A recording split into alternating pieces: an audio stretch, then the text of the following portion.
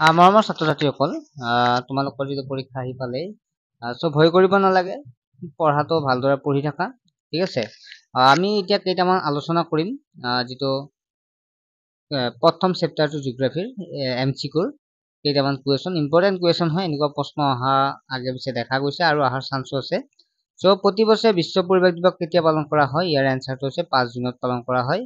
লোৰ আকাৰৰ পৰা তীখা উৎপাদন কৰা কাৰ্যটো হ'ল কি বৃত্তি হ'ব? এইটো দ্বিতীয়ক বৃত্তি। সৌৰশক্তি হৈছে এবিধ নৱীকৰণযোগ্য সম্পদ বা নৱীকৰণযোগ্য শক্তিৰ উৎস।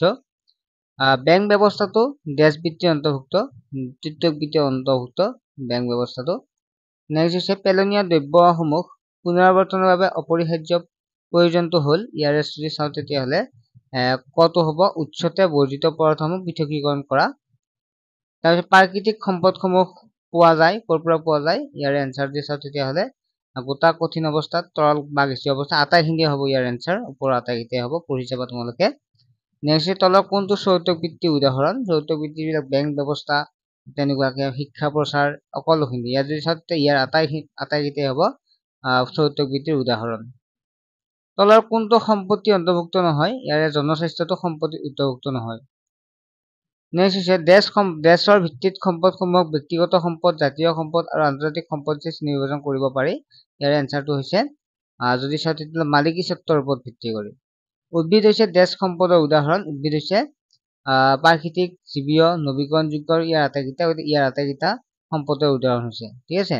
প্ৰাকৃতিকভাৱেও পোৱা যায় উদ্ভিদ, জীৱীয় জীৱ আছে, নৱীকৰণ আকৌ কি কৰিব পাৰি? তাক মানে পুনৰ ব্যৱহাৰ কৰিব পাৰি, মানে শেষ হৈ নাযায়, সেইকাৰণে ইয়াৰ আটাইকেইটা হ'ব। নেক্সট হৈছে দেশ চনত IUCN গঠিত হৈছিল, তেতিয়াহ'লে 1948 চনত IUCN গঠিত হৈছিল। প্ৰত্যেক বছৰে দেশত বিশ্ব পৰিৱেশ দিৱস পালন কৰা হয়, 5 জুনত বিশ্ব পৰিৱেশ দিৱস পালন কৰা হয়। নেক্সট হৈছে দেশ অৰ্থনৈতিক ভূগোলৰ শাখা, য'ত কৃষিকাৰ্য, শস্য উৎপাদন আৰু আনুষংগিক তত্ত্বৰ বিষয়ে আলোচনা কৰা। কোনটো ভূগোলত এইটো হয়? কৃষি ভূগোলত কি কৰা হয়? কৃষিকাৰ্য, শস্য উৎপাদন আৰু আনুষংগিক তত্ত্বৰ বিষয়ে অধ্যয়ন কৰা হয়।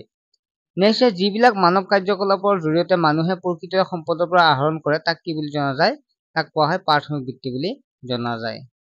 নেক্সট যিবিলাক মানৱ কাৰ্যকলাপৰ জৰিয়তে প্ৰাথমিক আৰু দ্বিতীয়ক কাৰ্যকলাপৰ দ্বাৰা উৎপাদিত সামগ্ৰীসমূহ উপভোক্তাৰ ওচৰ পায়, সেইবোৰক কি বুলি কোৱা হয়?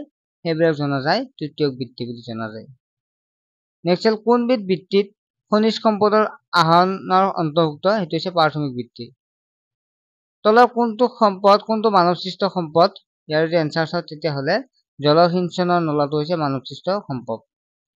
তলত কোনটো অজীৱীয় সম্পদ? ইয়াৰে এনচাৰটো হৈছে বায়ুটো হৈছে এটা অজীৱীয় সম্পদ। তলৰ কোনটো অনৱীকৰণযোগ্য সম্পদ? ইয়াৰে যদি চাওঁ তেতিয়াহ'লে কয়লা হৈছে অনৱীকৰণযোগ্য সম্পদ। তলৰ কোনটো বিলুপ্তপ্ৰায় প্ৰাণী? সেইটো হৈছে নল গাহৰিটো বিলুপ্তপ্ৰায় প্ৰাণী। IUCN সংস্থাটো কোন আন্তঃৰাষ্ট্ৰীয় সংস্থাৰ অন্তৰ্গত? UNESCOৰ অন্তৰ্গত।